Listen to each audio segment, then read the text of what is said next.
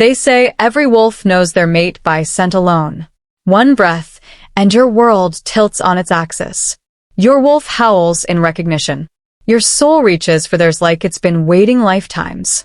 They lied. Because when I caught the scent of pine and midnight rain in the Silvercrest Pack archives, when my wolf started purring like she'd found home, the man attached to that scent was the same one who'd publicly humiliated me in front of the entire pack council just 3 weeks ago. Alpha Darius Thornridge. The most arrogant, infuriating, devastatingly attractive wolf in the entire Western Territory. The man who dismissed my research as adorable theories from someone who should focus on den building instead of history. And now my traitorous body was going into heat. Here. In the forbidden section of his private archives. At 2 a.m. This was either fate's idea of a cosmic joke, or karma finally catching up with me for that time I switched the alpha's shampoo with blue hair dye in training camp. Either way, I was about to have a very bad night. Or depending on how you looked at it, a very, very good one. My name is Rowan Ashcroft, and this is the story of how I accidentally started a revolution while trying very hard not to jump my mate's bones. Spoiler alert, I failed. Spectacularly. But we're getting ahead of ourselves. Let me back up to the moment everything went completely, irrevocably, wonderfully wrong. Chapter 1. The Scholar and the Alpha. Rowan pressed her forehead against the cool stone floor of the Silvercrest archives, trying desperately to remember why breaking into the Alpha's private library had seemed like a good idea 6 hours ago. Oh right. Because somewhere in these ancient texts was proof that female wolves had once held positions of power equal to alphas. That the Luna title wasn't just ceremonial, wasn't just about being some alpha's pretty mate and producing adorable wolf pups. Queen Adeline the Fierce had ruled the Western Territories 300 years ago without an alpha by her side. She'd commanded armies, negotiated treaties, and reshaped pack law with nothing but her own fierce determination and political brilliance. But according to modern pack historians, she was just a footnote, a myth, an exception that proved the rule that alphas led and everyone else followed. Rowan knew better. She'd spent 4 years at the Institute of Pack Studies researching forgotten histories, piecing together fragments of truth from dusty scrolls and half-burned documents. And everything pointed to these archives, to the restricted section that only the Alpha had access to. So naturally, she'd picked the lock, disabled the security wards with a clever bit of magic she'd learned from a hedge witch in town, and spent the last 6 hours reading by mage light while the rest of Silvercrest Pack slept. She'd found it too. Queen Adeline's personal journals, written in her own hand. Proof that female wolves hadn't always been treated like delicate flowers who needed alpha protection to survive. And then her heat decided to arrive a full week early because apparently her body had a twisted sense of humor. No, no, no. Rowan whimpered, pressing her thighs together as another wave of need rolled through her. Heat suppressants. She'd taken them this morning, double the dose just to be safe. They should have lasted another 8 days. But her wolf had other ideas. And those ideas all involved a certain infuriating alpha with storm gray eyes and a smile that made her want to punch him and kiss him in equal measure. She'd first seen Darius Thornridge at the Pack Council meeting last month.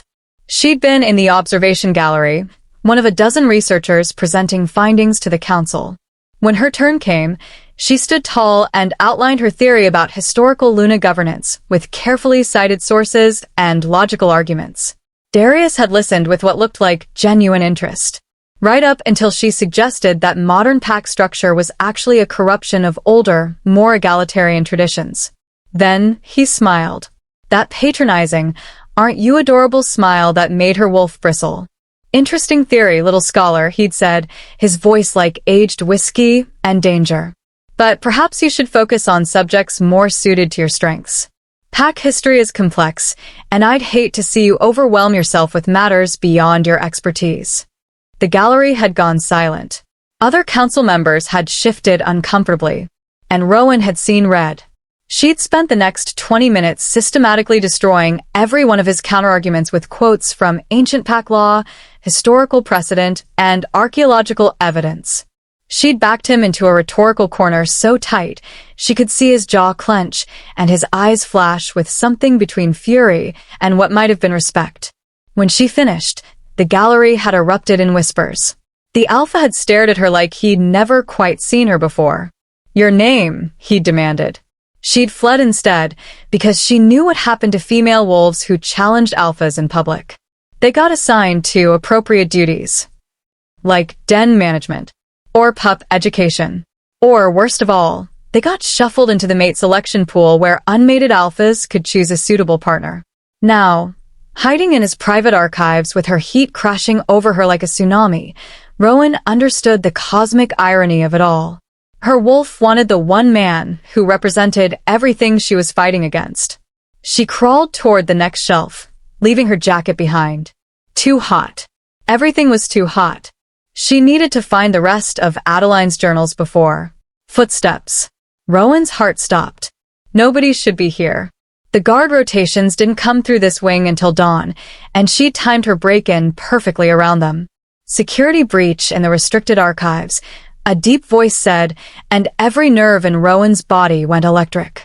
She knew that voice, had heard it in council chambers and in her dreams, and in places she absolutely refused to acknowledge, even to herself. Running, her mind screamed. But her wolf had other ideas. Her wolf wanted to crawl toward that voice, wanted to present herself, wanted to beg for. Rowan bit down hard on her lip, tasting copper. She dragged herself behind a shelf of military chronicles, pressing her back against the cold stone wall. If she could just stay quiet, stay hidden, maybe he'd... What the hell is that scent? Darius's voice changed, went rough and low. The heat scent was unmistakable to alphas, especially unmated ones. It was basically a biological beacon screaming, "Here I am, come claim me." But she was surrounded by old paper and dust and the smell of aged leather. Maybe it would mask. "Sweet goddess," he breathed closer now. Much closer. "Who's in here?" Rowan pressed her hand over her mouth, trying to control her breathing.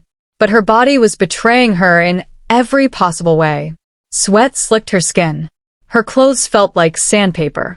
And the empty ache low in her belly was growing into something desperate and demanding. His footsteps stopped, then started again, faster now, following an invisible trail only alphas could detect. "Show yourself." Command laced through every syllable, making her wolf whimper with the need to obey. "I can smell you. I know you're here." Rowan's fingers scrabbled against the stone floor, searching for something, anything to ground herself. They closed around a piece of parchment. Part of Adeline's correspondence, she realized through the haze. The Queen's bold handwriting swam before her eyes. "I will not be ruled by biology. I will not be ruled by men. I will rule myself." "Please," Rowan whispered to the darkness, to the ancient queen, to whatever deity might be listening. "Please, not like this." But the footsteps were right on the other side of the shelf now. "Come out," Darius said, his voice strained in a way she'd never heard before. "You're in heat. You shouldn't be alone." "I shouldn't be a lot of things," Rowan thought bitterly. She shouldn't be breaking into royal archives. Shouldn't be researching forbidden history. Shouldn't be fantasizing about the one alpha in the entire Western Territory who made her want to simultaneously punch him and climb him like a tree. A shadow fell across her hiding place. Then hands, large, warm, impossibly gentle, gripped the shelf above her head. "Last chance," he said. "I'm moving the shelf, and then we're going to have a very interesting conversation about why there's an unmated female in heat in my restricted archives at 2 in the morning. Rowan looked up, and the world tilted sideways. He was backlit by mage light, all broad shoulders and sharp features, and those storm-gray eyes that haunted her dreams. His dark hair was disheveled like he'd been running his hands through it. And the way he was looking at her, pupils blown wide, jaw clenched, every muscle tight with restraint, made her feel like prey and predator all at once. "You," he breathed. For a moment, neither of them moved. Then Rowan watched recognition dawn across his face, watched his eyes narrow and his nostrils flare as he caught more of her scent. "You're the one from the council meeting." His voice was barely controlled. The scholar who made me look like a fool in front of half the territory. Rowan tried to summon her usual defiance, tried to channel the fierce queen whose words she'd been studying. But all that came out was another pitiful whimper as another wave of heat crashed through her. "Stay away from me," she managed, pressing herself harder against the wall. "You know I can't do that." He moved the shelf aside effortlessly, crouched down to her level. His scent washed over her, pine and midnight rain, and something wild that made her body arch involuntarily. A female in heat, alone and vulnerable. Every instinct I have is screaming at me to what? She challenged, finding a spark of her old fire even through the fever. To claim me? To bite me? To drag me to your den? And to protect you? He interrupted, and there was something almost angry in his voice. To make sure you're safe. To keep other alphas from. He stopped, jaw working. How long have you been hiding this? None of your business. It became my business when you broke into my archives. His eyes dropped to the scattered papers around her. What are you looking for? Nothing. Rowan. Her name on his lips sent electricity down her spine. That's your name, isn't it? I asked around after the council meeting. Rowan Ashcroft, youngest scholar in the Institute's history. Brilliant, stubborn, and apparently suicidal. You say that like it's a bad thing. Despite everything, he almost smiled. You need help. I don't need anything from you. But her voice broke on the last word, and they both knew it was a lie. Darius's eyes traveled over the document she'd been reading, and she watched understanding click into place. Queen Adeline, he said quietly. You're a searching Adeline. A humorless laugh escaped him. Let me guess. You're trying to prove that female wolves don't need alphas. That we can be independent and powerful and... She was both those things, Rowan said fiercely. She ruled for 40 years without a mate. She expanded the territories, reformed the pack laws, created the first Luna Council. And she did it all while suffering through heats and isolation, Darius finished quietly. While refusing every offer of help, every potential mate. While slowly going mad from the loneliness of it. He met her eyes. I've read the restricted texts, Rowan. I know how her story ends. The pity in his voice made her want to scream. Better mad and free than sane and collared. Is that really what you think? That mating is a collar? Isn't it? She tried to stand, failed, and had to settle for glaring at him from the floor. I've seen it 100 times. Female meets alpha. Females go into heat. Biology takes over. And suddenly she's nothing but someone's mate. Her own identity gets swallowed up. Her dreams get set aside. Her voice gets... I asked for your voice, Darius interrupted. At the council meeting. I asked for your name and asked you to continue the debate. I wanted to hear more. You ran, he continued, because you knew what would happen if I scented what you were. The admission burst out of her, raw and honest. Because I knew you'd stop seeing me as an intellectual equal and start seeing me as... What? He leaned closer, and she could see the war happening behind his eyes. Tell me, Rowan, what did you think I would see? Another wave of heat. Stronger this time. Strong enough that she couldn't bite back the moan, couldn't stop her body from arching toward him like a flower toward the sun. Darius, she whimpered, and hated herself for it. His control cracked. Just for a second. Just long enough for his hand to cup her burning cheek, for his thumb to trace her jaw, for his eyes to go molten silver with want. You've been saying my name, he said roughly, in your fever dreams. I heard you from the hallway. Heard you moaning my name while you... Don't, she gasped. Please don't. He pulled back like she'd burned him. Drew in a ragged breath. When he spoke again, his voice was carefully controlled. I'm going to pick you up now. I'm going to carry you to the pack infirmary where you'll be safe and... No. She tried to crawl away from him, only made it a few inches before her arms gave out. No infirmary. No traditional heat rooms. No alphas lining up too. There will be no alphas, he said firmly. Just pack healers and female attendants. You'll be safe there. I need to finish my research. Your research can wait. It can't. The desperation in her voice surprised them both. Don't you understand? If I go to the infirmary now, if I let biology win, I'll never finish. They'll assign me a mate, some appropriate alpha, who'll be kind and protective and slowly smother everything I am. I'll become someone's mate instead of myself. And I can't, I won't. Rowan, he said, her name like a prayer and a curse. You're burning up. You need care. I need freedom. They stared at each other in the mage light. Her on the floor with papers scattered around her like fallen leaves. Him crouched above her with the weight of an alpha's responsibility on his shoulders and something complicated in his eyes. You humiliated me, he said finally, at that council meeting. Made me question laws I'd never thought to question. Made me look at female pack members through new eyes. A pause. You challenged me. No one challenges me. Someone should.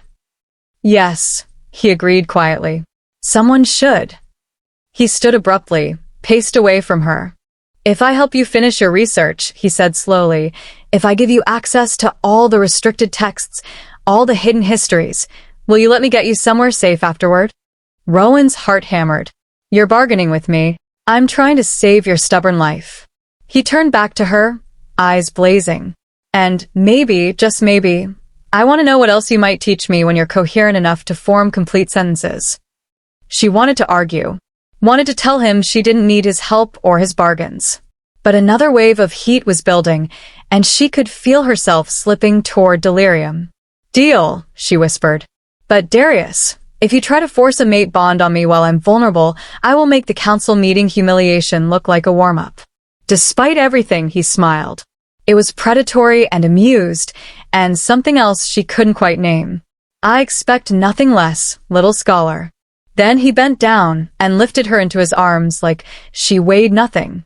And Rowan's last coherent thought before the fever took her completely was that his scent was all wrong. Too right, too perfect, too much like home. And somewhere in her delirium, Queen Adeline's words echoed, I will not be ruled by biology. But what happened when biology wore the face of the one person who could match your mind even as he threatened to claim your heart? Have you ever fought against something you secretly wanted? Tell me in the comments what you think Rowan should do. Fight the mate bond or embrace it. Your thoughts might just influence where the story goes next. Chapter 2. The Alpha's Gambit. The Alpha's private chambers were nothing like Rowan had imagined. Not that she'd imagined them. Often. Through the haze of fever. She registered dark wood and leather, floor-to-ceiling bookshelves that would make any scholar weep with joy, and a massive stone fireplace that wasn't lit despite the autumn chill.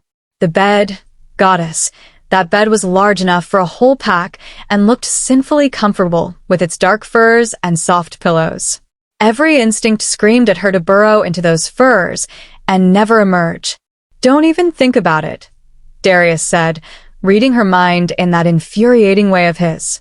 He deposited her on a leather couch near the windows instead, then immediately backed away like she might explode. You're staying there. The bed is off limits. Your chivalry is overwhelming, Rowan managed, though her voice came out breathy and wrong. Everything felt wrong. Too hot, too tight, too empty. She curled into herself, trying to maintain some shred of dignity.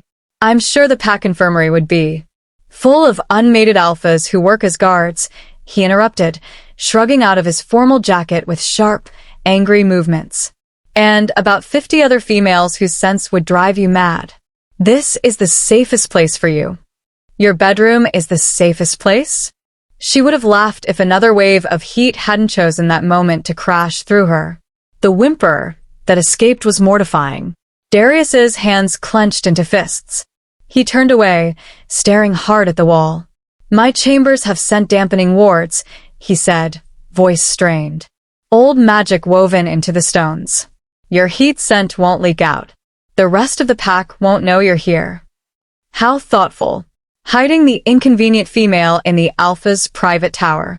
Protecting the inconvenient female from being challenged by every unmated Alpha in a 50-mile radius, he shot back. Do you have any idea what your scent is doing right now? You're practically broadcasting an invitation to. He stopped himself, jaw working. This isn't about convenience, Rowan. It's about keeping you alive. She wanted to argue, but her body chose that moment to betray her completely. The heat wasn't just uncomfortable. It was consuming, like being burned from the inside out, like every nerve ending was exposed and screaming. And underneath it all was the terrible empty ache that promised relief in only one way. A way she absolutely would not accept from him. How long? She gasped. First heats usually last 3 days. He still wouldn't look at her. I've sent for suppressants, fever reducers, and a pack healer who specializes in no healers.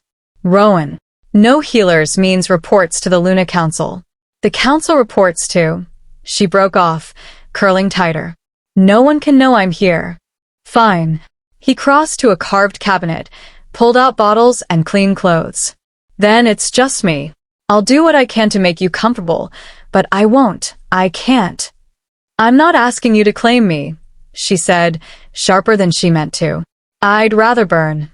Something flickered across his face. Hurt, maybe. Or anger. Good, he said quietly, finally turning to meet her eyes.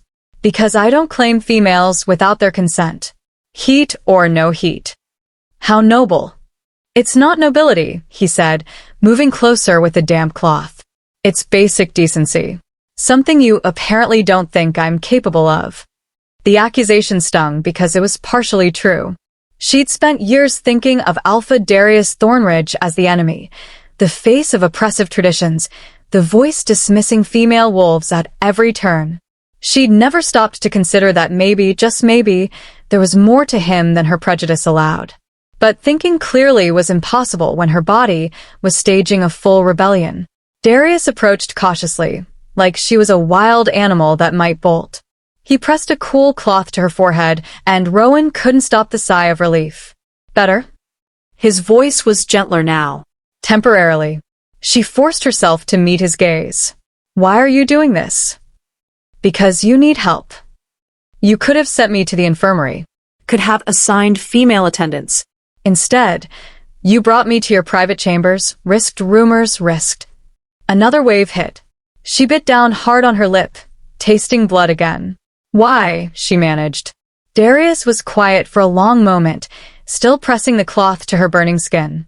At that council meeting, he said finally, you quoted the ancient pack laws. Section 7, subsection 43, about female representation in pack governance. I can't remember what I quoted. You remember. Just like you remember every other argument you've ever made. He sat back on his heels, studying her. That section was written by Queen Adeline. It was stricken from the official records 200 years ago, but it still exists in the restricted archives. The same archives you broke into tonight. Rowan's fever-fogged brain struggled to follow. So you've been researching her too? For years, he admitted. Planning arguments, building cases for reform. You're not just some impulsive rebel, Rowan Ashcroft. You're a strategist who's been working toward this moment for a long time. He traced her jawline with the cool cloth, and she hated how good it felt. And I need strategists, not yes-wolves who tell me what I want to hear. Need me for what? That's the bargain I'm proposing. He set the cloth aside, his storm-gray eyes intense. I will help you through this heat safely. No claiming, no forcing, just getting you through it. Then I give you full access to the restricted archives, every text, every hidden history, everything you need for your research. It sounded too good to be true. In exchange for? Become my political advisor on female pack affairs. Rowan stared at him. You want me to work for you? With me, he corrected. The Luna Council is corrupt. Full of males who claim to speak for females without listening to what they actually need. You challenged me because I was wrong. I need someone who will keep challenging me. Someone who will make sure my policies actually help instead of just sounding good. This is insane. Probably. A half-smile tugged at his mouth. But you're the one who broke into my archives at midnight. I think we're both a little insane. She wanted to say no. Every instinct screamed that accepting would be a trap, would chain her to him in ways that went beyond politics. But the alternative was losing everything. her research, her independence, possibly her freedom if the Luna Council discovered her heart. "I won't be your pet female," she said fiercely. "Won't sit quietly in meetings and nod. Won't stop challenging you. I'm counting on it. And I won't let you claim me just because biology says we're compatible." Something dark flashed in his eyes. "We haven't even discussed compatibility. Your scent." The confession slipped out before she could stop it, heat fever loosening her tongue. "It's your—" "I know." His voice went rough. "Trust me, Rowan. I know." They stared at each other, the air thick with unspoken things. Then another wave hit, stronger than before, and Rowan doubled over with a cry. Darius caught her before she could fall off the couch. "Easy. "I've got you." "Don't, you shouldn't. Your scent is making it worse." "I'm all you have right now." He lifted her carefully, and goddess help her. She curled into his chest like she belonged there. "I'll try to keep my distance, but if you need—" "I don't need anything from you," she gasped against his shirt. "I don't need, oh goddess." "Rowan." He carried her to the bed, laid her down on furs that smelled like pine and midnight rain, and everything her traitorous body wanted. "Tell me what you need," he said quietly. "Please." What she needed was impossible. What she needed was him naked and claiming her and making the terrible empty ache go away. What she needed was everything she'd sworn she'd never want. "Hate you," she whimpered instead. "Hate that you're that I know." He pulled a light blanket over her, then backed away like it physically hurt. "I know you hate me. You've made it very clear." "Not hate," she admitted, fever delirium stripping away her defenses. "Never hate. Even when I wanted to, even when you were being insufferably arrogant at council meetings, I couldn't." She laughed, slightly hysterical. "I'd go home and think about what you said, and I'd practice arguments in my mirror." "Rowan, stop talking." "Can't." "The heat makes me honest." She rolled onto her side, clutching the blanket. "Did you know I have a sketch of you? Saw you at the Summer Moon Festival 3 years ago, before you knew I existed. You were judging the pup games, and you smiled at this little female who couldn't catch the ball. Told her she had warrior's reflexes. And I thought. What did you think?" His voice was strained. "That maybe you weren't the monster I'd built in my head. Maybe you actually cared." Tears burned in her eyes. "But then you'd go back to supporting laws that kept females as secondary pack members. And I'd remember that nice doesn't mean good. That caring doesn't mean—" Another wave cut off her rambling. Darius made a sound somewhere between a growl and a groan. "You're killing me here." "Good." "You deserve it for having." She gestured vaguely at him. "For being everything I can't have. Can't or won't. Both. Same thing." "It's really not." Before she could respond, a sharp knock echoed through the chamber. Darius crossed to the door in 3 strides, opened it just wide enough to speak to whoever was outside. "Your Grace," a woman's voice said, crisp and professional. "I have the supplies you requested, but we need to talk." "Not now, Cashin." "Yes, now. It's about the girl." Rowan tried to focus through the haze, trying to piece together what was happening. The door opened wider, and a tall beta woman with silver-streaked hair swept in, arms full of bottles and linens. "Out," Darius told her. "Did you even ask her full name?" Cashin interrupted, setting everything on a side table. She turned to look at Rowan, and something like recognition flickered in her eyes. "Her name is Rowan Ashcroft. I know who she is. Do you?" Cashin pulled a folded paper from her jacket. "Because I did some research after you sent your urgent request for heat supplies and discretion." Rowan Ashcroft, brilliant scholar, youngest professor in the Institute's history. Orphaned at age 9, raised by the Institute Chancellor after her parents supposedly died in a hunting accident. "This isn't the time for her." "Her parents didn't die in a hunting accident," Cashin said flatly. "That was the cover story. Her mother was Alara Ashcroft, former leader of the Luna Council before she was removed for trying to reform it. She disappeared 15 years ago, along with her mate and daughter. Everyone assumed they were dead." The room went very still. Rowan tried to make sense of the words, but fever scrambled them. My mother died in an accident, she said weakly. I was 9. The Chancellor found me near the border and took me in. And the Chancellor was your mother's closest friend. Cashin continued, gentler now. He protected you. Change your last name slightly, Ashwood to Ashcroft. Keep you hidden.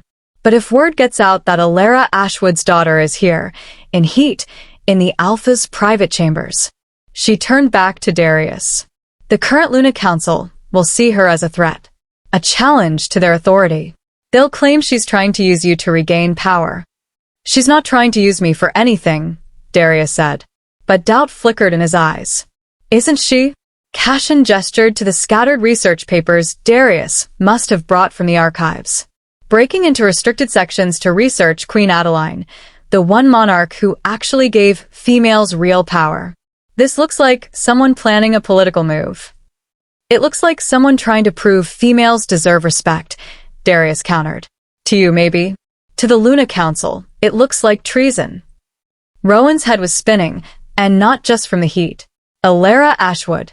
The name tugged at something deep in her memory. A woman with kind eyes and strong hands, singing lullabies about queens and warriors. A woman who told her stories about females who changed the world. My mother, she whispered. She was a revolutionary. She tried to give females real representation, real power, Cashin said quietly. The Alpha Lords couldn't allow it. So they removed her. Permanently. She's dead, then. It should have hurt more, but grief was impossible when her body was on fire. No one knows for sure.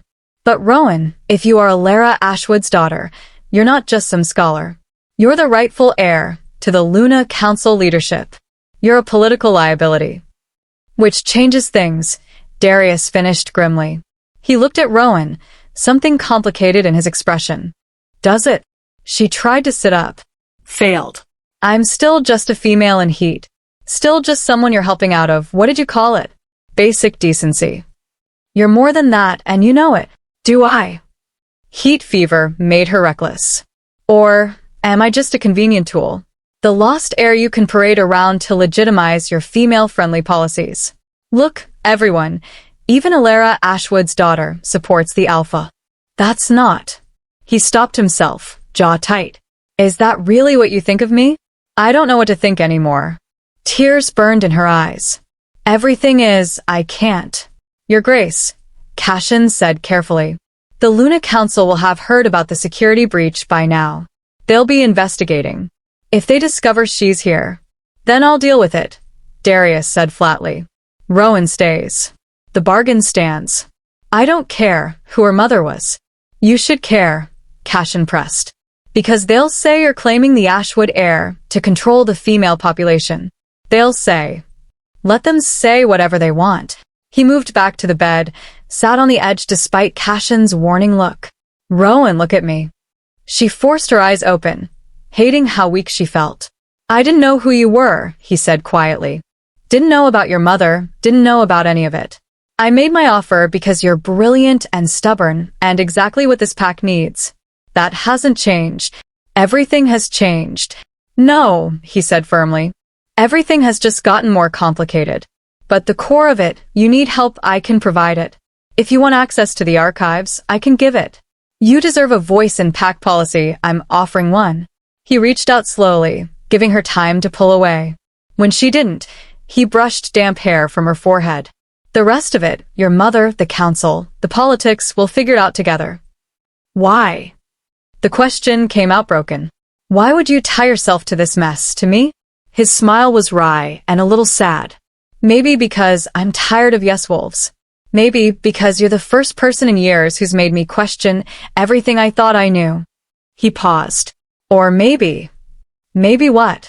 Maybe because when I found you in those archives, delirious and fighting your own biology to finish your research, I saw something I recognized. His thumb traced her cheekbone, featherlight. Someone who'd rather burn than bend. Someone worth fighting for. Rowan's breath caught. This was dangerous. More dangerous than heat, more dangerous than politics. This was the kind of thing that could destroy her carefully constructed walls. The bargain, she whispered. It still stands. It stands. no matter what happens next. Then I accept. She closed her eyes, exhausted and overwhelmed. But Darius, if you betray me, if you use this connection to control me, then you'll make the council meeting humiliation look like a warm-up, he finished, echoing her earlier threat. I remember. As fever dragged her under again, Rowan's last coherent thought was that she'd just tied herself to the one wolf who could either free her or destroy her. And she had no idea which it would be. What would you do in Rowan's position? Trust the alpha who seems too good to be true, or keep your walls up? Sometimes the scariest thing isn't the danger we can see, but the hope we're afraid to believe in. Drop your thoughts below. Chapter 3. Secrets and Shadows. The pack corridors whispered behind jeweled masks and polite smiles. But Rowan heard every word. The alpha's new pet. His charity case. That feral female who doesn't know her place. She'd been in the Silvercrest pack house exactly 6 days, and she already wanted to set something on fire. Preferably the smug face of Beta Marcus Stonefong, the High Council member who just suggested, loudly, within her earshot, that females serving in advisory positions was like teaching a rabbit to hunt. Ignore him, Cashin muttered, guiding Rowan through the marble corridors toward what was supposedly her new office. Marcus has been trying to undermine Darius for years. You're just his latest target. Lucky me. Rowan adjusted the formal jacket she'd been forced to wear. It was beautiful, deep emerald with silver threading that brought out her eyes, but it felt like a costume. Like she was playing dress-up in someone else's life. Does it get easier? The staring, the gossip? No, Cashin said bluntly. But you get better at not caring. They turned a corner and nearly collided with a group of noble females. All silk and perfume and perfectly styled hair. The women went silent, looking Rowan up and down with the kind of disdain usually reserved for something scraped off a shoe. Ladies, Cashin said coolly. Making yourselves useful, I see. We were just discussing the upcoming mate selection ceremony, one of them said, her voice sugar-sweet and poisonous. Such an important event. The Alpha chose Luna from among the finest female bloodlines in the territory. Rowan's stomach dropped. Mate selection ceremony. Oh, you didn't know? The female's smile sharpened. The High Council has been planning it for months. Now that the Alpha has reached his 30th year, it's time he produces an heir. They've already selected the candidates. All from established families, of course. Pure bloodlines, proper training. Her eyes raked over Rowan. Not like some females who think academic achievements matter more than breeding potential. Fascinating, Rowan said, voice flat. And here I thought we'd moved past treating females like livestock. How provincial of you. The female laughed, a tinkling sound that set Rowan's teeth on edge.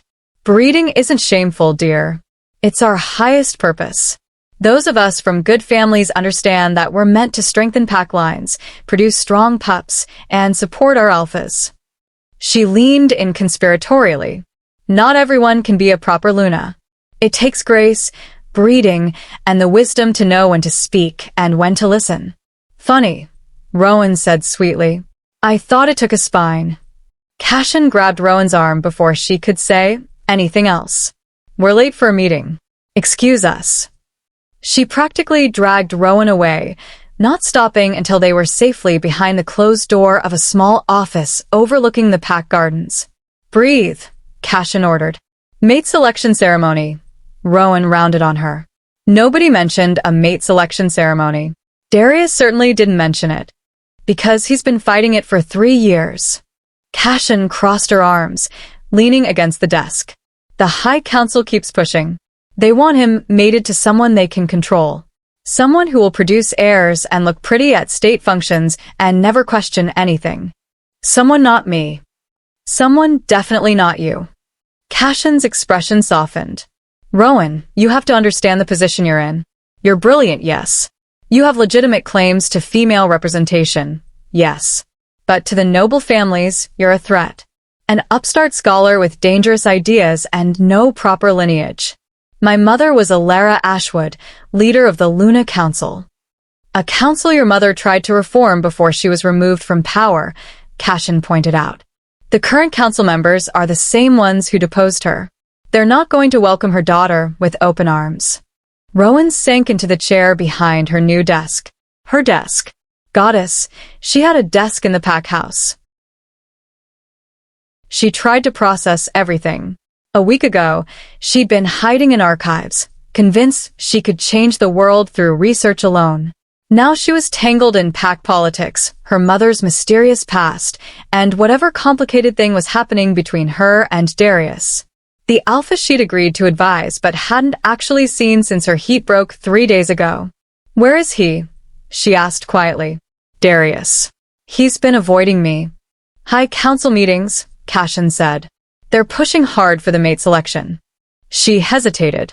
Rowan, there's something you should know. Darius isn't just fighting them on principle. He's been working on female rights legislation for years. Quietly behind the scenes. What? Cashin moved to the desk, pulled out a locked drawer Rowan hadn't noticed. From inside, she extracted a thick folder of documents. He made me promise not to show you these unless absolutely necessary. But given what you just heard in the hallway, I think it's necessary. Rowan opened the folder with trembling hands. Inside were draft bills, policy proposals, legal arguments, all focused on expanding female rights. Voting rights, property rights, protection from forced bonding, equal representation in pack governance. Everything she'd been fighting for in her research, laid out in Darius's bold handwriting. This is... She flipped through pages, her heart racing. This is years of work. 5 years, to be exact, since he took the alpha position. Cashin leaned against the desk. But every time he tries to push something through, the High Council blocks it. They claim he's too young, too radical, too soft on females. Half his own advisors undermine him. The laws never make it to a vote. Why didn't he tell me? Probably because he knew you'd react exactly like this, shocked that the arrogant alpha actually gives a damn about female rights. Cashin's smile was wry. You're not the only one fighting this battle, Rowan. You've just been fighting it alone. He's been fighting it from inside a system designed to resist change. Rowan stared at the documents, emotions warring inside her. Relief that she wasn't alone. Anger that he'd hidden this. Fear that maybe she'd been wrong about everything. The mate selection, she said slowly. If he's forced to choose a mate from the noble families, then he loses any credibility on female rights. The council gets what they want, a controllable Luna who will maintain the status quo. All his work disappears. Cashin met her eyes. And you lose your only real ally in this pack house. Before Rowan could respond, the office door slammed open.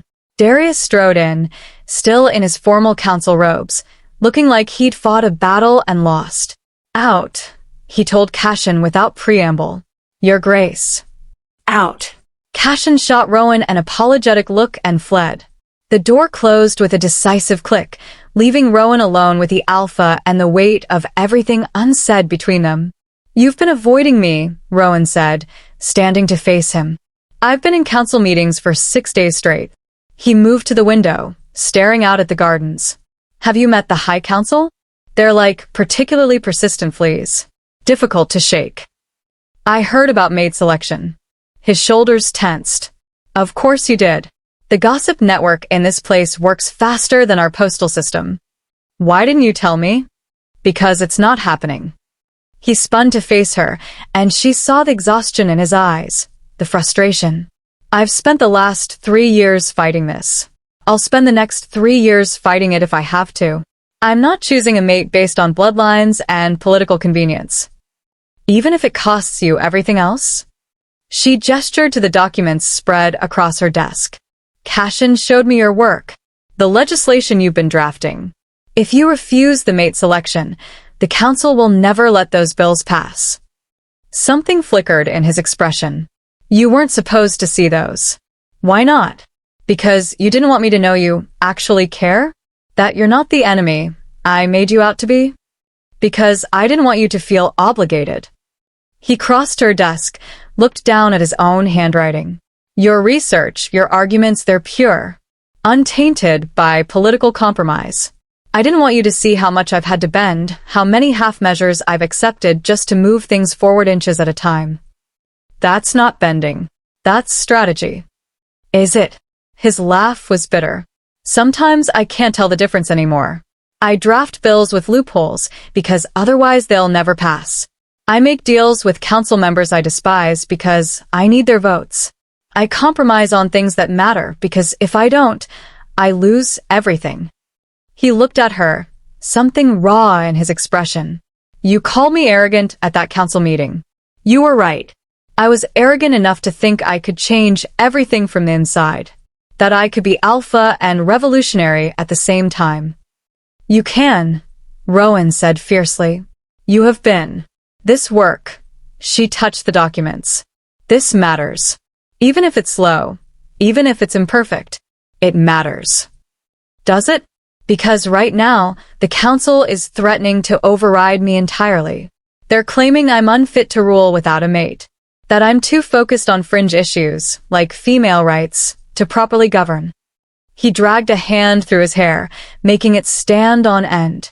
If I don't choose someone from their approved list, they'll force a vote of no confidence. I'll lose my position, and whoever replaces me certainly won't give a damn about female legislation. So, you'll sacrifice yourself for political expediency? Mate someone you don't want live a lie just to keep a position. To keep the ability to make change, yes. His eyes burned into hers. What good is freedom if I lose the power to grant it? They stared at each other across the desk, the air thick with tension and unspoken things. Rowan's mind was racing, working through implications and possibilities. There has to be another way, she said finally. If you find one, let me know. He turned to leave, then stopped. Rowan, I'm sorry. About avoiding you, about the mate selection, about all of it. You deserve better than being dragged into this political nightmare. Maybe I don't want to get better. The words surprised her, but they felt true. Maybe I want to fight with you, not against you. Something shifted in his expression. Hope, maybe, or longing. But before he could respond, Cashin burst back into the office, her face pale. You need to see this, she said, brandishing another folder. Both of you. Now. Rowan's instincts prickled. What is it? I've been digging into Alara Ashwood's disappearance like you asked. Cashin looked at Darius. The official story is that she and her mate fled the territory after being deposed. But I found discrepancies in the timeline. Witness statements that don't match. And these. She spread documents across the desk. Old reports, faded photographs, official records with sections blacked out.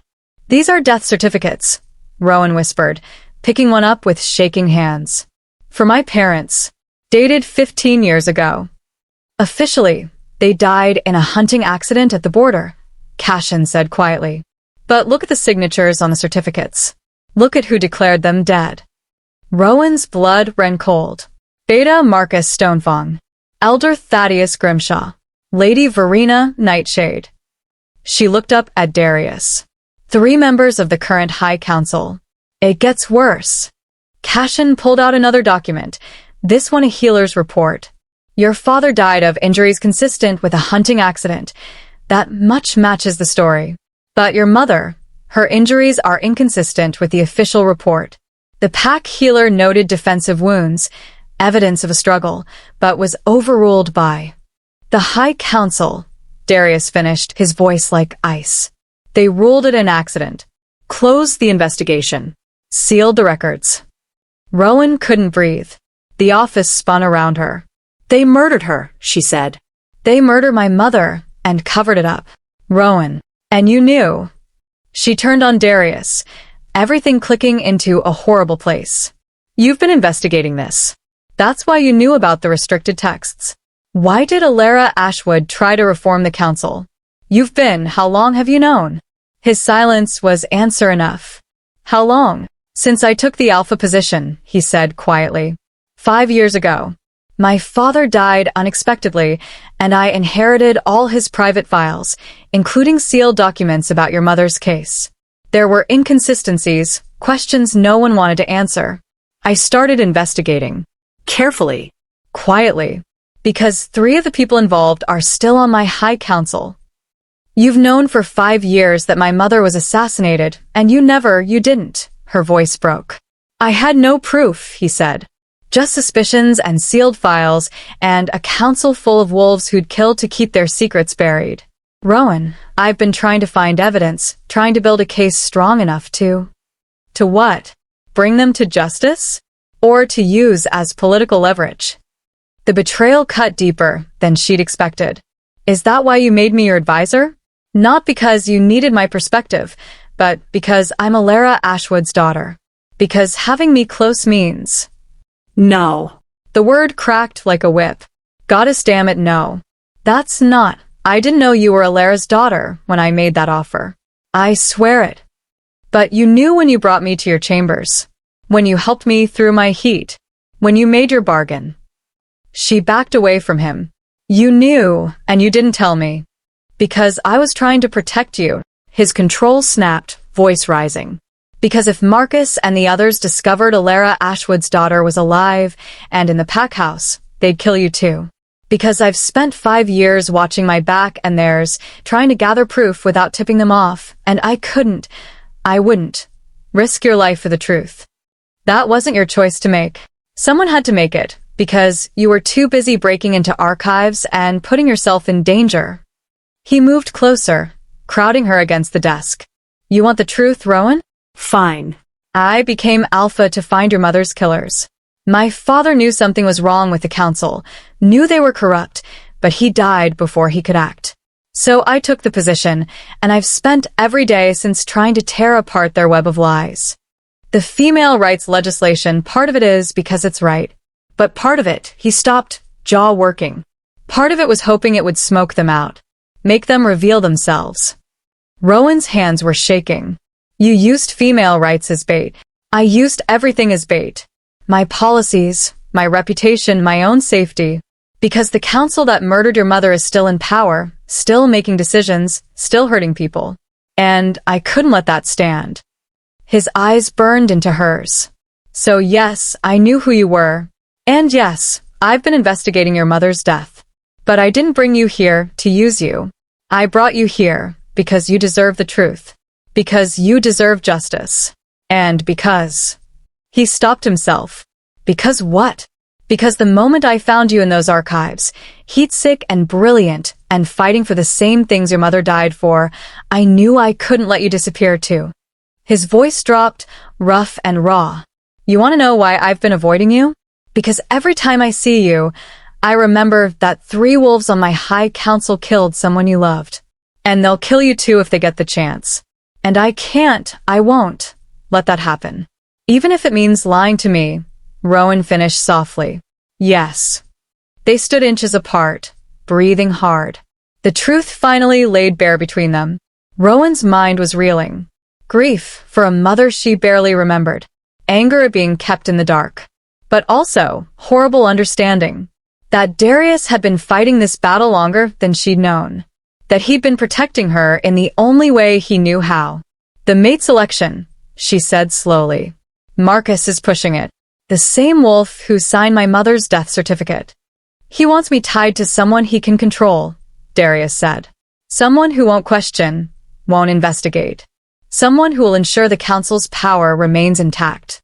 Rowan's mind was working now, putting pieces together. And if you refuse, they'll remove you from power. Just like they removed my mother. Then we don't refuse. She met his eyes, saw her own determination reflected back. We give them what they want, or make them think we are. What are you suggesting? I'm suggesting we're both tired of fighting alone. A plan was forming, dangerous and bold. I'm suggesting a different kind of bargain. One that protects us both and destroys them all. Darius's smile was slow and dangerous. I'm listening. Good. Rowan pulled out a fresh piece of parchment, began sketching out her idea. Because we're about to give the High Council exactly what they asked for. Just not the way they expected. As she outlined her plan, a fake mate selection where she would enter as a candidate, using her newly discovered bloodline to claim legitimacy, she saw something shift in Darius's expression. Hope. Or possibly vengeance. Either way, the High Council was about to learn that Alara Ashwood's daughter had inherited more than just her mother's passion for justice. She'd inherited her talent for revolution. And this time, she wasn't fighting alone. Sometimes the most dangerous weapon isn't a sword, it's the truth hidden in plain sight. What do you think of Rowan's plan? Could you trust someone who kept secrets to protect you? Or would the betrayal cut too deep?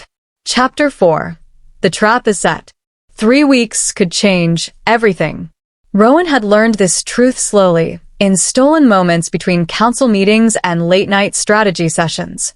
In this way, Darius's hand would brush hers when passing documents.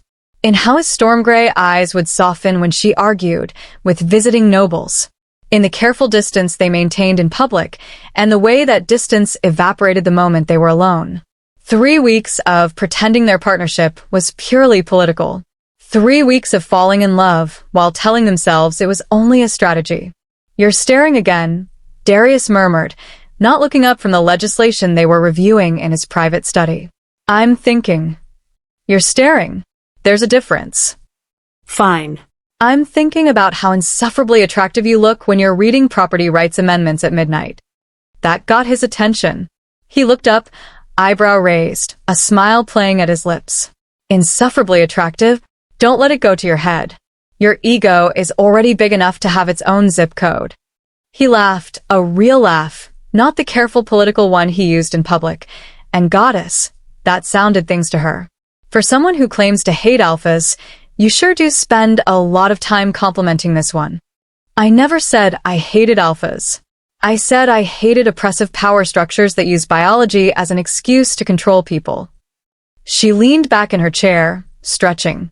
"You just happen to represent those structures." Past tense. Past tense. "Well, you've grown on me. Like a fungus." "Romantic," he said dryly, but his eyes were warm. They'd been doing this for weeks now. Trading insults that felt more like flirting. Working side by side on legislation that would actually change lives. Planning the most elaborate con in pack history, convincing the High Council that Rowan was entering the mate selection as a legitimate candidate. The irony wasn't lost on her. She was using the very system she despised to destroy it from the inside. "The council meeting is tomorrow," Darius said, his expression growing serious. "Are you sure about this? Once you announce your candidacy, there's no going back.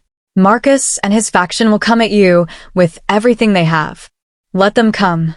Rowan pulled out the documents they'd carefully prepared. Birth certificates proving her lineage. Historical records tracing her bloodline back to Queen Adeline herself, a connection they discovered in the archives 2 weeks ago. Letters from prominent scholars supporting her academic credentials. On paper, she was the perfect candidate. Noble bloodline, intellectual prowess, and a convenient connection to the Alpha through her advisory position. What the council didn't know was that she and Darius had spent those same 2 weeks gathering evidence of their crimes. Witness testimonies from wolves who'd been silenced. Financial records showing bribes and corruption. And most damning of all, the original healer's report about Alara Ashwood's death, the one that had been altered before being filed officially. "They think they're so clever," Rowan said, organizing the documents. "Setting up a mate selection to control you. They never considered that someone might use it against them." "They never considered you," Darius corrected. He stood, moved around the desk to stand beside her. "No one ever does. It's their fatal flaw." His hand found hers, fingers intertwining. "Rowan, I need you to understand something.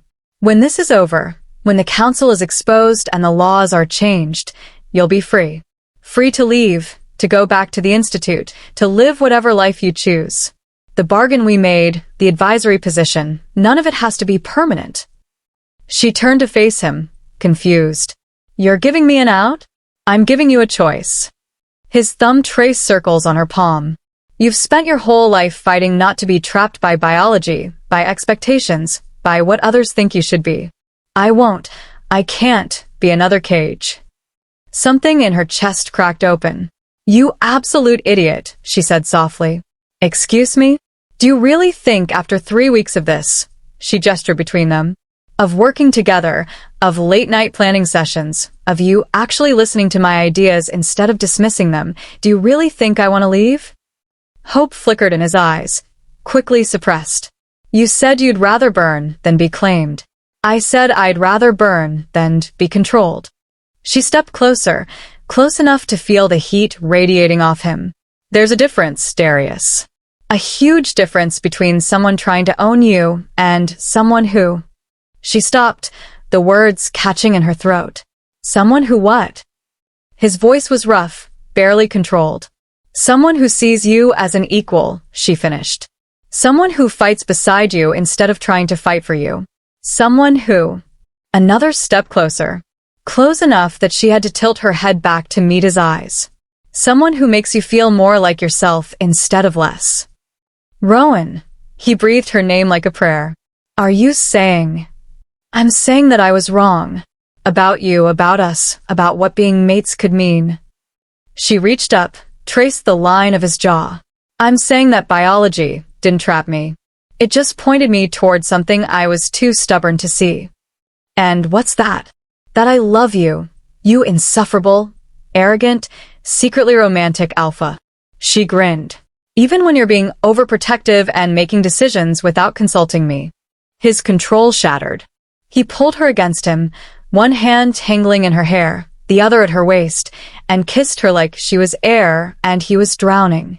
Rowan melted into him, into a kiss that tasted like relief and promise and 3 weeks of wanting. His scent wrapped around her, pine and midnight rain and home, and her wolf purred with contentment. When they finally broke apart, both breathing hard, Darius pressed his forehead to hers. I love you, he said quietly.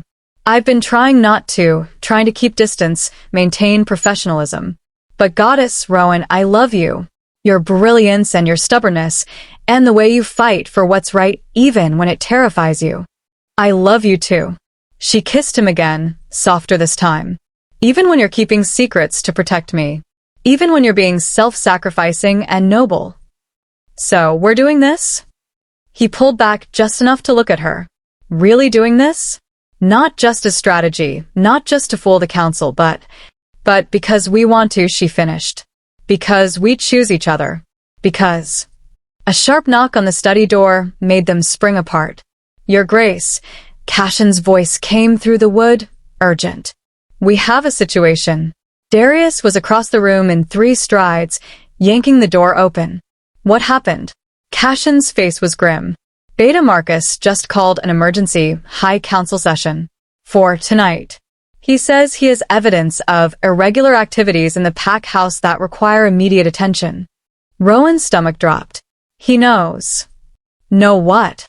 Darius demanded. That we've been investigating them. She moved to join them at the door. He's moving up his timeline. Forcing a confrontation before we're ready. Then we accelerate our plan, Darius said.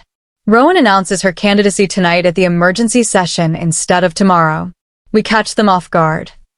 That's insane, Cashin said. You don't have all the evidence compiled yet. You don't have witnesses lined up. This is too rushed. It's the only play we have.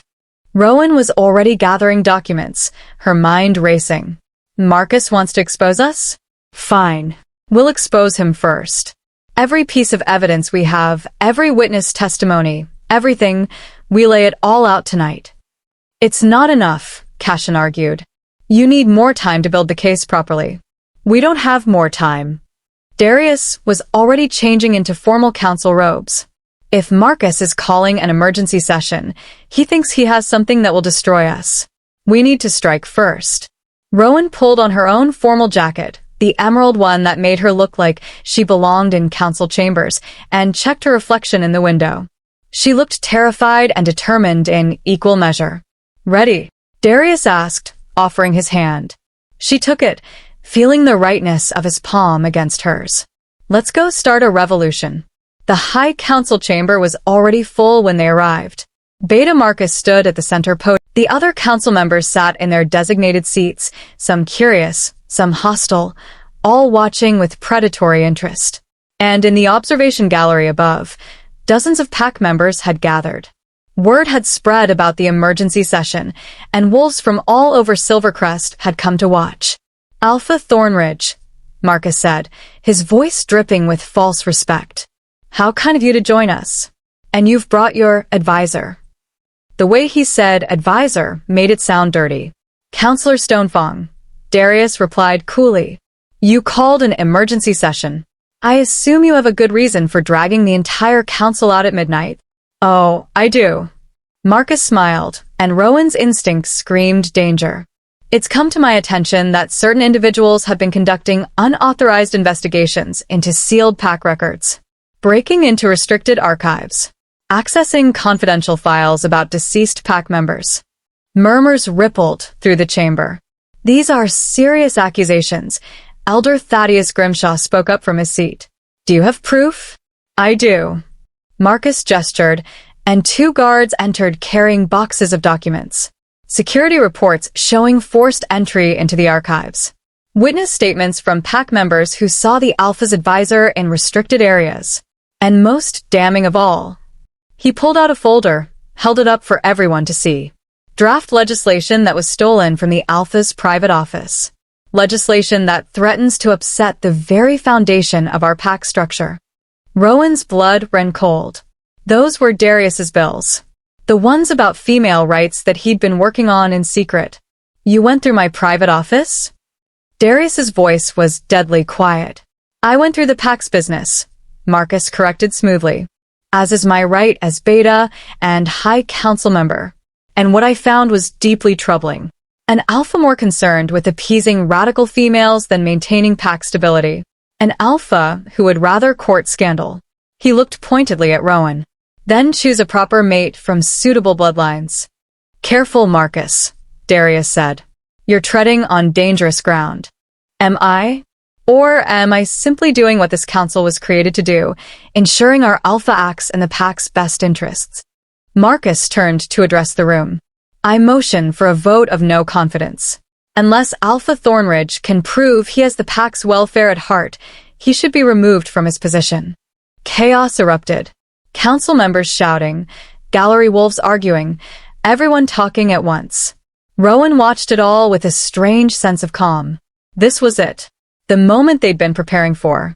Marcus had just made his move. Now it was her turn. I have proof, she said, her voice cutting through the noise. The chamber went silent. Excuse me? Marcus said. You want proof that Alpha Thornridge has the pack's best interests at heart? I can provide it. She moved to the center podium, pulling out her carefully prepared documents. But first, I have an announcement. I'm entering the mate selection as an official candidate. More murmurs. Surprised looks. Marcus's face went carefully blank. On what grounds? Lady Verena Nightshade asked from her seat. You're a scholar, not a noble. Actually, I'm both. Rowan spread her documents across the podium. My name is Rowan Ashcroft, formerly Rowan Ashwood, daughter of Alara Ashwood, who led the Luna Council 15 years ago. And through my mother's line, a direct descendant of Queen Adeline the Fierce. She let that sink in for a moment. I have the bloodline you claim to value, the education you claim females should pursue. And most importantly, she looked directly at Marcus. I have evidence that certain members of this council have been lying to the pack for years. This is outrageous, Marcus sputtered. You can't what? Tell the truth. She pulled out the healer's report about her mother's death. This is the original report about Alara Ashwood's death. The one that was altered before being filed officially. The one that shows she was murdered, not killed in a hunting accident. Gasps echoed through the chamber. And these, she pulled out financial records. Show bribes paid to council members who voted to depose my mother. Payments that came from a fund controlled by Beta Marcus Stonefang. You have no proof those are legitimate, Marcus said, but his voice shook. Actually, I do. Cashin entered the chamber, followed by a dozen wolves Rowan didn't recognize. These are witnesses. Pack members who saw what really happened 15 years ago, who were threatened into silence. One by one, the witnesses told their stories. A healer who'd been forced to alter the death report. A guard who'd seen council members meeting in secret before Alara's death. A scholar who'd been told to destroy historical records about Queen Adeline's female governance. Each testimony was another nail in Marcus's coffin. By the time they finished, the chamber was in an uproar. Council members were arguing, gallery wolves were demanding answers, and Marcus looked like he wanted to disappear into the floor. Motion to remove Beta Marcus Stonefang from his position, Elder Thaddeus said suddenly. The old wolf looked shell-shocked but determined. On charges of corruption, murder, and conspiracy. Seconded, Lady Verena added quietly. I didn't know about the murder. I voted to depose Alara because Marcus said she was planning to betray the pack, but if he lied. He did, Rowan said. My mother wanted to give females real representation. Real power, and she was killed for it. Then I vote for his removal, Lady Verena said firmly. One by one, the other council members voted. Some reluctantly, some enthusiastically, but the result was unanimous. Beta Marcus Stonefang was stripped of his position and placed under guard to await trial. As he was led away, he looked at Rowan with such hatred she could feel it across the room. This isn't over, he snarled. You think you've won, but there are others. Others who won't let you destroy our way of life. Our way of life was built on oppression and lies, Rowan said calmly. I'm not destroying it. I'm fixing it. When the chamber finally cleared hours later, when the last council member had left and the gallery wolves had dispersed to spread gossip throughout the territory, Rowan and Darius stood alone in the empty space. We did it, she said, still processing everything. We actually did it. You did it, Darius corrected. That speech, the evidence, the way you controlled the room, that was all you, Rowan. She turned to face him, saw pride and love, and something that looked like awe in his expression. We did it together, she corrected. Just like we'll do everything else. He pulled her close, kissed her forehead. So, about that mate selection, he murmured. You entered as a candidate. I did. Seemed like smart play. And if I were to choose you, hypothetically speaking, would you accept? She pretended to consider it. Depends. Are you going to keep being insufferable? Absolutely. Are you going to keep making unilateral decisions without consulting me? I'll try not to, but no promises. Are you going to keep pushing for female rights even when it's politically inconvenient? Until the day I die. Then yes, she said, grinning. Hypothetically speaking, I would accept. His kiss was soft and sweet and full of promise. I love you, Rowan Ashwood. My mate, my partner, my equal. I love you too, Darius Thornridge. My insufferable, arrogant, secretly soft alpha. As they left the council chamber hand in hand, Rowan caught sight of their reflection in the polished windows. Two wolves who'd been fighting the same battle from different sides, finally united. 3 weeks could change everything. She just hadn't realized how completely everything could change for the better. But their victory was about to become more complicated than either of them could imagine. Because in the shadows outside the council chamber, other wolves were watching, waiting, planning. And one of them had a secret that would shake the very foundations of everything Rowan thought she knew about her family, her past, and her future. When you fight against oppression, sometimes the people closest to you are fighting too. You just can't see it yet. Have you ever discovered that someone you thought was against you was actually on your side, all along? Drop your stories below. Chapter 5. Blood and Bonds. The attack came 3 nights later, swift and silent and devastating. Rowan had been in her chambers, the ones adjacent to Darius's that she'd been gradually moving into over the past week, preparing for the official mate selection ceremony. Her heat was building again, a slow burn under her skin that promised to peak within days. But this time it felt different, less frightening, because this time she knew exactly who she wanted to claim her. She'd been thinking about Darius, about the bond they'd soon share, about the future they were building together, about how they'd spend the rest of the ceremony tonight, making it official in front of the entire pack. She never heard them enter. One moment she was alone, adjusting the formal gown Cashin had insisted she wear, deep sapphire that brought out her eyes. The next, Rough hands grabbed her from behind, a cloth pressed over her mouth and nose. She tried to scream, tried to fight, tried to shift, but whatever chemical was on that cloth made her head spin and her limbs go weak. The last thing she saw before darkness claimed her was a familiar face. Garrett Blackmore, Darius's beta second.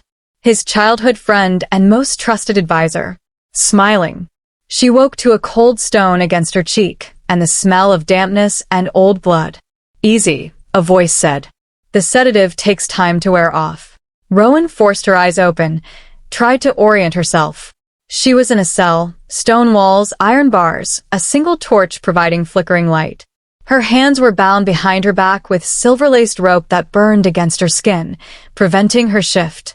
And standing just outside the bars, watching her with something that might have been regret, was Garrett. Why? Her voice came out hoarse, throat raw. Because you don't belong there, Garrett said quietly. He crouched to her level, and she could see the conflict in his eyes. In the pack house, playing advisor, pretending you're anything other than a tool Darius is using for his own political gain. He's not. Isn't he? Garrett's smile was cold. Alara Ashwood's daughter, conveniently appearing just when he needs to legitimize his radical policies. You're a symbol, Rowan. A pretty puppet he can parade around to show how progressive he is. You don't know anything about us. I know everything about him. Garrett stood, began pacing. I've known Darius since we were pups. Watched him play political games. Watched him manipulate people into thinking he cared about their causes. He's very good at it. Very convincing.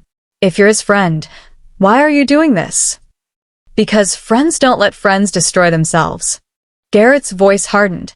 And that's what you are, Rowan. Destruction wrapped in an attractive package. Your mother was the same way, charismatic, passionate, dangerous. She tried to tear down the structures that keep this pack stable. And Darius is so obsessed with you, with your bloodline, with finishing what she started, that he can't see the damage he's causing. Rowan struggled to sit up, her head still spinning. My mother tried to give females rights. I tried to make the pack better. Is that what you call destruction? Your mother would have plunged us into civil war. Garrett stopped pacing, looked at her with something like pity. And Darius, he paused. Darius killed her for it. The words hit like a physical blow. What? He didn't tell you. Garrett laughed, sharp and bitter. Of course he didn't. Let me guess, he told you he was investigating her death. That he was trying to find her killers. What a convenient lie. You're lying. Am I? Garrett pulled a folder from inside his jacket, slid papers through the bars. Read for yourself. Official documents from 5 years ago, when Darius first took the alpha position. Orders signed in his hand, authorizing Alara Ashwood's execution for treason. With shaking hands, bound as they were, Rowan tried to focus on the words swimming before her eyes. They were official pact documents, bearing the Silver Crest seal. And there, in handwriting she'd spent weeks reading in those legislation drafts, were orders to apprehend and eliminate Alara Ashwood. These could be forgeries, she said, but doubt crept into her voice. They're not. I verified them myself when I started suspecting what Darius was planning. Garrett's voice softened. Rowan, I know this is hard to hear, but Darius isn't the hero you think he is. 5 years ago, when his father was dying, the old Alpha ordered your mother's execution. Darius was only 25, barely more than a pup himself. But he carried out the order. Personally led the hunt that ended her life. Then why? She looked up at him, tears burning in her eyes. If he killed my mother, why would he investigate her death? Why would he help me? Why would he? Because he needed you. Garrett said it gently, like he was explaining something simple to a child. He needed Alara Ashwood's daughter on his side, supporting his policies, giving him legitimacy. What better way to control you than to make you believe he was investigating your mother's murder? To make you fall in love with him. The worst part was how much sense it made. How neatly it explained Darius's secrecy, his careful distance, the way he'd helped her, but never quite told her the whole truth. But it didn't explain the way he'd looked at her last night. The fear in his voice when he'd admitted he was scared of losing her. The way he'd kissed her like she was precious and irreplaceable. I don't believe you, Rowan said finally. You don't want to believe me. There's a difference. No. She forced steel into her voice. I know Darius. I've seen his work, his dedication, the way he fights for what's right even when it costs him. He's not a killer. He's an alpha, Garrett interrupted. And alphas do what's necessary to maintain power. Even if that means executing revolutionaries. Even if that means manipulating their daughters. He moved closer to the bars, and Rowan could see genuine concern in his expression. Your heat is coming soon. I can send it. When it hits, and it will, probably within hours, you'll be bonded to someone who actually cares about you. Not as a political tool, but as a family. Ice flooded Rowan's veins. What are you talking about? I'm talking about the fact that Alara Ashwood had 2 children, not 1. Garrett's smile was sad. A daughter she kept close, and a son she sent away to protect him from pack politics. A son who spent his whole life watching over her bloodline, waiting for the right moment to strike back at the wolves who murdered her. No. Rowan shook her head, refusing to believe it. No, you're lying. I'm not. He pulled out another document, this one a birth certificate. My name isn't really Garrett Blackmore. It's Garrett Ashwood. And I'm your half-brother, Rowan. The world tilted sideways. But you've been your Darius's beta second. You've been at his side for years. Exactly. Garrett's expression hardened. I've been waiting, watching, planning. When our father, died, I thought Mother would be safe. But then the old alpha ordered her execution, and Darius carried it out. So I stayed close, became his friend, his trusted advisor, waited for the perfect moment to take everything from him, the way he took everything from us. Horror crawled up Rowan's spine. What are you going to do? I'm going to save you, Garrett said simply. When your heart hits, you'll be bonded to Alpha Magnus Ironclaw. A good male from a good pack who knows who you are, knows your value, and will protect you and our bloodline. He's waiting upstairs right now. You're going to force me. I'm going to protect you from making the worst mistake of your life. Garrett straightened. From bonding with the male who murdered our mother. And when your heat is over, when you're safely bonded to Magnus, I'll expose Darius for what he really is. Let him launch his rescue attempt, break laws, start conflicts. Every move he makes will prove to the pack that he's unfit to rule. That he'll burn everything down for one female. He headed toward the door. And when the pack finally votes to remove him from power, I'll be there. Ready to step in. Ready to rule the way Mother would have wanted. With females protected, valued, and most importantly, controlled by those who know what's best for them. That's not what she wanted. Rowan struggled against her bonds. She wanted us free. Free to choose, free to. She wanted us safe, Garrett interrupted coldly. And freedom without safety is just another word for chaos. I've spent years studying her mistakes, learning from them. When I rule, females will be protected, even from themselves. He left without another word, the door slamming shut with terrible finality. Rowan was alone in the darkness, her heat building with every passing moment, and the truth, or what might be the truth, finally, brutally clear. Either Darius had killed her mother and spent 5 years manipulating her, or Garrett was lying, using their supposed sibling bond to justify his own grab for power. And she had no idea which was worse. Please, she thought desperately, pulling at her bonds. Please don't be who Garrett says you are. Hours passed. Or maybe minutes. Time felt strange in the cell, with only the flickering torch for reference and her heat building like a wildfire under her skin. She could feel the bond calling to her, not the biological imperative of heat, but something deeper. The mate bond she'd already started forming with Darius during those stolen moments in his study, during late-night strategy sessions when their hands would touch and their wolves would recognize each other. If Garrett was telling the truth, that bond was built on lies and manipulation. If Garrett was lying, then she was being used as bait in a revenge plot that would destroy everything she and Darius had built. Think, she told herself. Use your brain. What do you actually know? She knew Darius had kept secrets. But he'd kept them to protect her, to gather evidence against a corrupt council without putting her in danger. She knew the documents Garrett showed her looked official. But Marcus had been beta before his removal. He would have had access to official seals, official paper, the ability to forge convincing documents. She knew Darius had been researching her mother's death for 5 years. Why would he do that if he'd been the one to kill her? Why spend years gathering evidence against council members who might have just been following his own orders?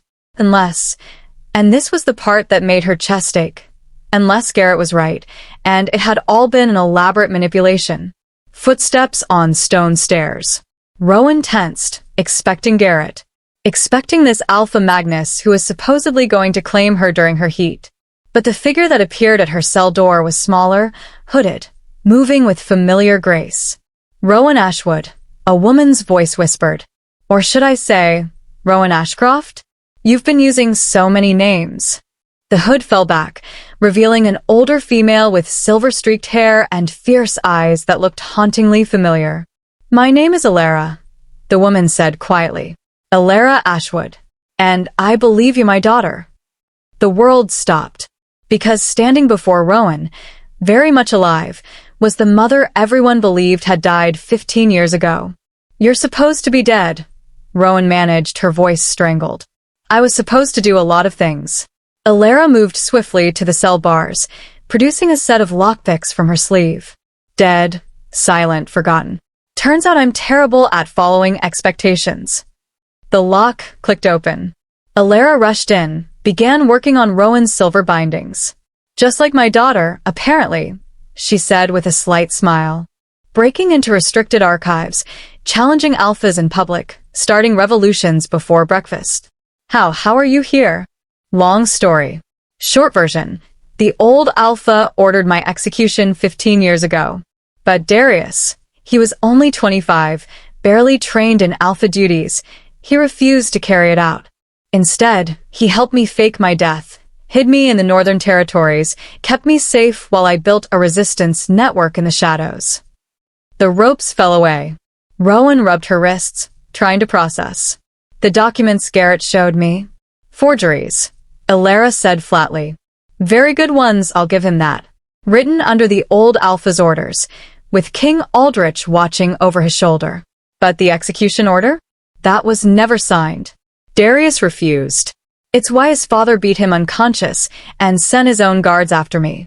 And those guards were secretly loyal to Darius. They helped me escape, made it look like a hunting accident, and I've been building toward this moment ever since. Alara pulled Rowan to her feet, studied her with eyes full of pride and sorrow. I'm sorry I couldn't tell you sooner. Sorry I let you believe I was dead. But keeping you ignorant kept you safe. If Aldrich's loyalists, wolves like Marcus and now Garrett, had known you were looking for me, they would have killed you too. Garrett, Rowan said, pieces clicking into place. He said he was my half-brother. Pain flickered across Alara's face. He is. From my first bonding, before I met your father. I sent him to live with cousins when he was young, and tried to protect him from pack politics. But his first mate, she stopped, jaw tight. She was cruel. Controlling. It twisted something in Garrett, made him believe that protecting means controlling. That keeping females safe means keeping them powerless. When I tried to reason with him years ago, before my supposed death, he reported my reform plans to the council. He thought he was saving me from myself. The parallel to the present situation wasn't lost on Rowan. He's doing the same thing now. Thinks he's protecting me by forcing a bond with someone he can control. We don't have time for family therapy, Alara said briskly. Your heat, how long? An hour. Maybe 2. Then we need to move. Alara handed Rowan a small knife to cut through any remaining bonds, then headed for the door. Garrett isn't the only problem. He's launched a full coup attempt. Half the pack guards are loyal to him, convinced that Darius is the real threat. If we don't stop this, there will be civil war.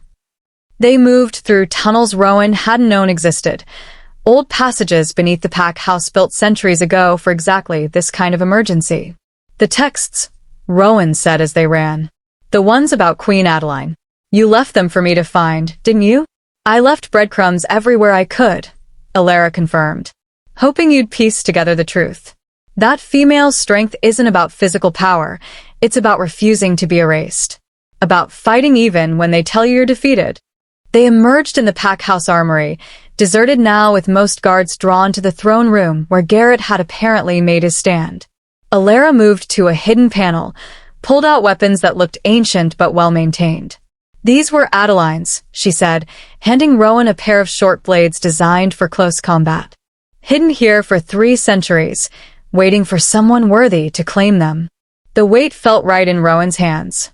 Like coming home. One more thing, Alara said, pulling out her own weapons. About Darius. He spent 5 years trying to undo his father's damage.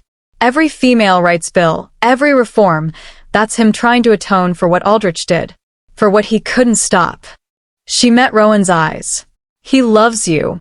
Truly. Not as a political tool, not as Alara Ashwood's daughter, but as yourself. I've been watching from the shadows, and I know genuine love when I see it. Don't let Garrett's poison make you doubt that. Rowan's heat spiked, making her gasp. But underneath the biological imperative was something stronger, certainty. Love. Choice. Let's go save my mate, she said. Alara grinned, fierce and proud. That's my girl. The throne room was chaotic. Garrett stood before the alpha seat, surrounded by guards in his colors.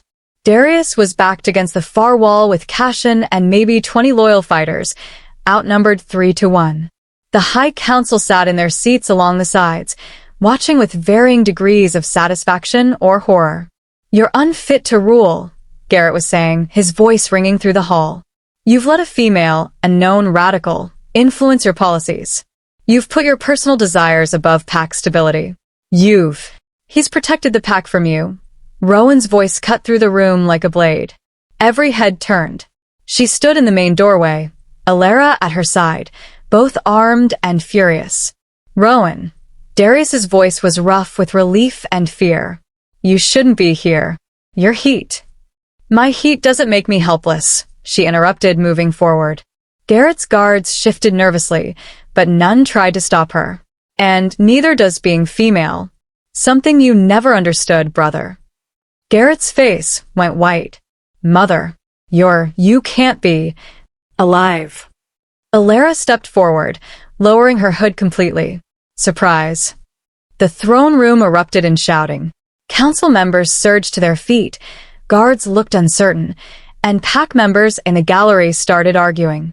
This changes everything, Elder Thaddeus said. If Alara Ashwood is alive, if the execution was faked. Then the old Alpha's orders were carried out, Alara said firmly. Just not the way he intended. Darius saved my life at risk to his own. And he spent 5 years trying to finish what I started, giving females real representation, real power. She turned to face the entire room. My son, Garrett, thinks protecting means controlling. He thinks keeping females safe means keeping us powerless. But I didn't raise revolutionaries so they could become our new oppressors. You didn't raise me at all, Garrett said bitterly. You sent me away. Let me suffer while you focus on your precious reforms. I was trying to protect you. By abandoning me? By letting my mate abuse me because you were too busy playing politician? His voice broke.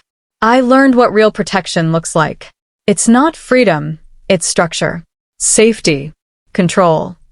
That's not protection, Rowan said, moving closer despite her heat making every step difficult. That's just a prettier cage, Garrett.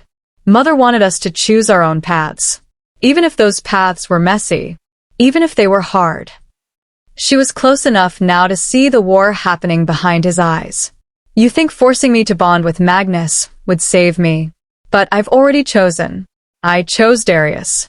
Not because biology demands it, not because it's politically convenient, but because he sees me as an equal.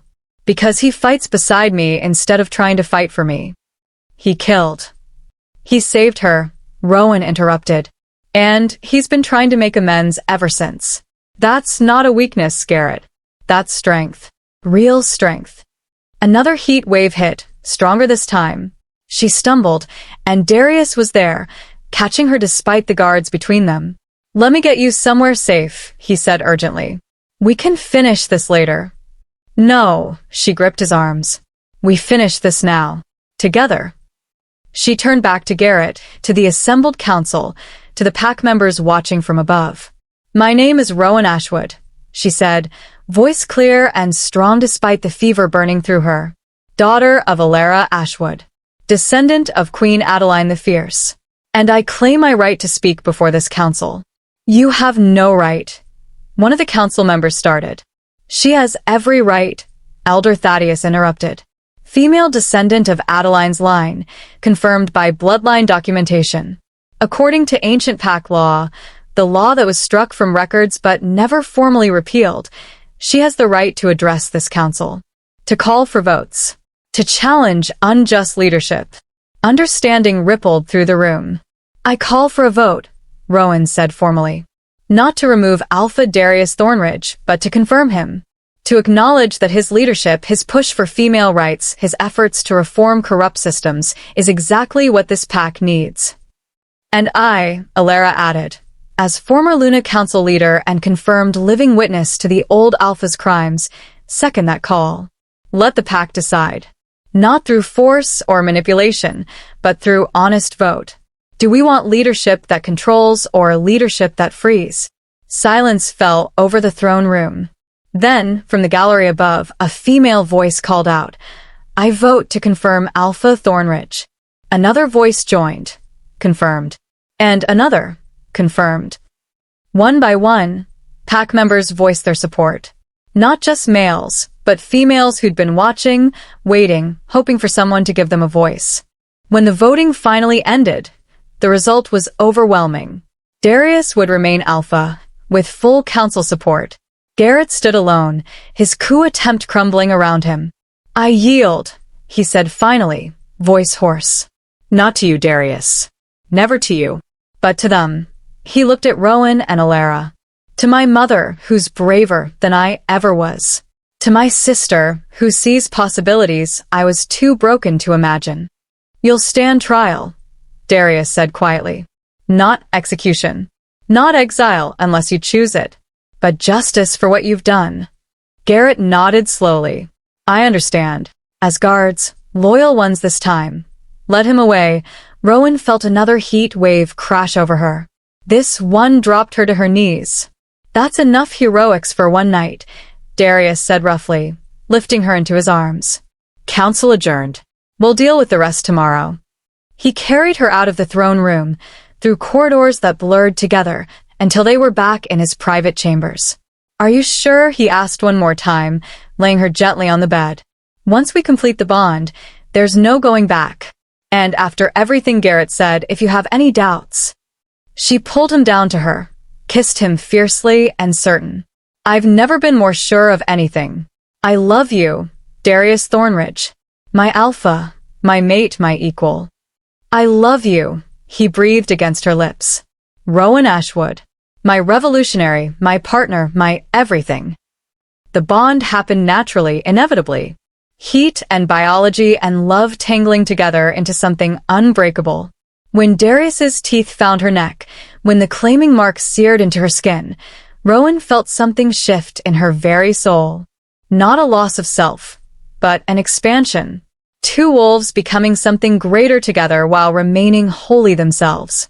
When the initial frenzy passed and they lay tangled together in the massive bed, Rowan started laughing. "What?" Darius asked, breathless and happy. "I just became officially bonded by having sex while my mother and half the pack waited outside for a political resolution. Queen Adeline would be proud. Adeline would probably be scandalized. She was very proper according to the history." "The official histories," Darius corrected, pulling her closer. "I found her private journals, remember? She had 4 mates over her lifetime and scandalized everyone with each choice. So, I'm following in my great-great however many greats grandmother's footsteps. Apparently, revolution runs in the family. They helped each other clean up, found somewhat presentable clothes, and emerged to find Cashin organizing cleanup while Alara directed a complete restructuring of the pack guard. Took you long enough, Elara said without looking up from her logistics planning. We've been reorganizing your entire security system out here. Mother, Rowan said, still getting used to that word. Personal boundaries? I waited 15 years to meddle in your life, dear. I'm making up for lost time.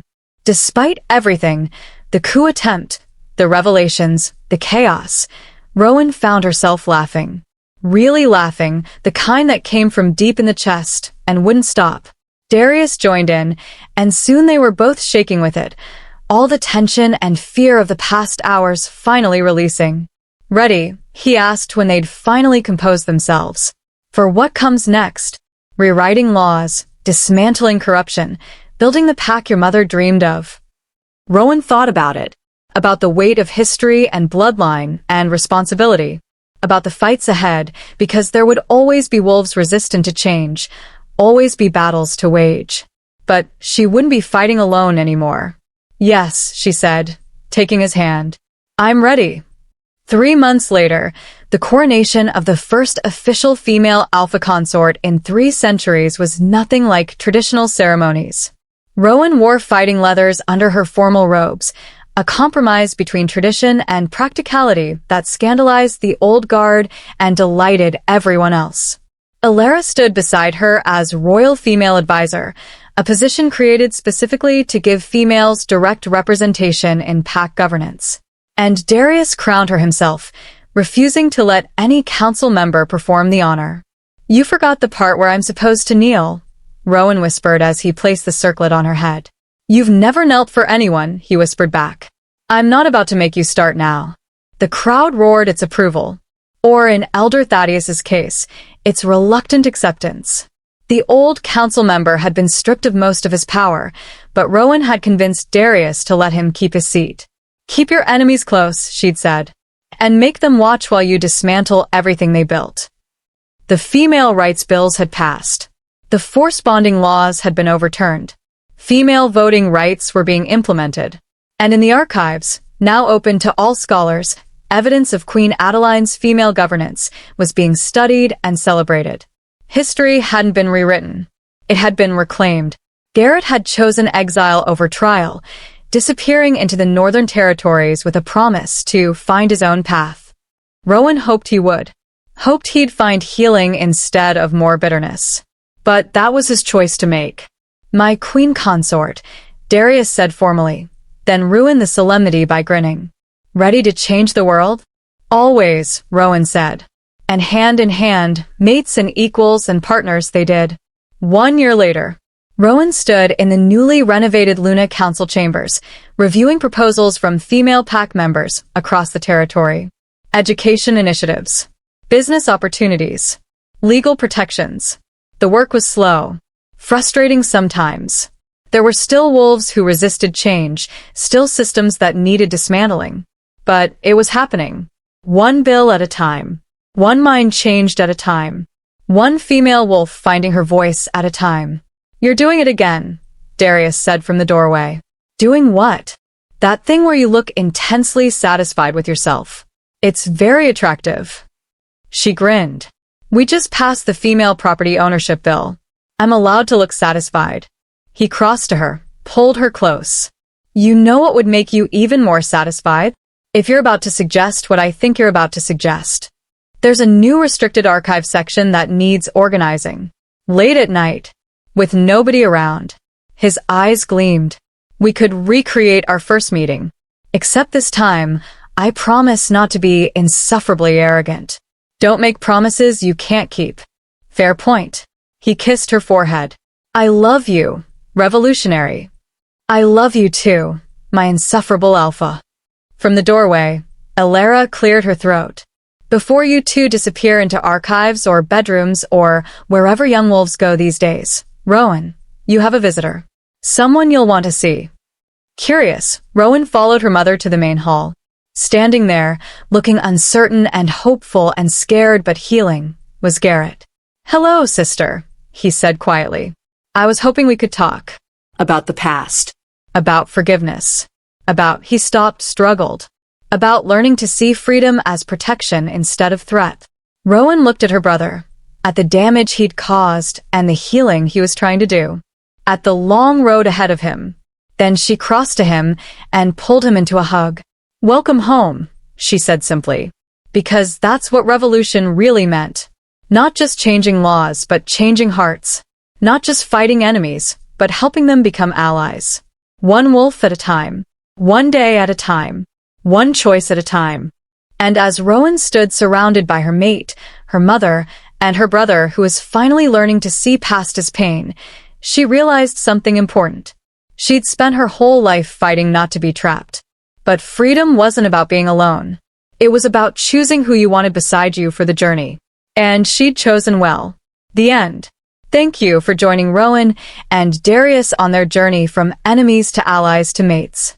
Their story reminds us that real strength isn't about controlling others. It's about standing together as equals. That revolution starts not with violence, but with refusing to accept that things can't change. And that love isn't about losing yourself. It's about finding someone who helps you become more of who you already are. What was your favorite moment in their story? The council meeting confrontation? The revelations about Alara? The final battle? Drop your thoughts below. I love hearing what resonated with you. And if you enjoyed this tale, subscribe to Wolf Heart Tales for more werewolf shifter romances full of fierce females, worthy alphas, and the kind of love that changes everything. Hit that subscribe button, and let's continue this journey together. Until next time, keep fighting for your freedom and choosing your pack wisely.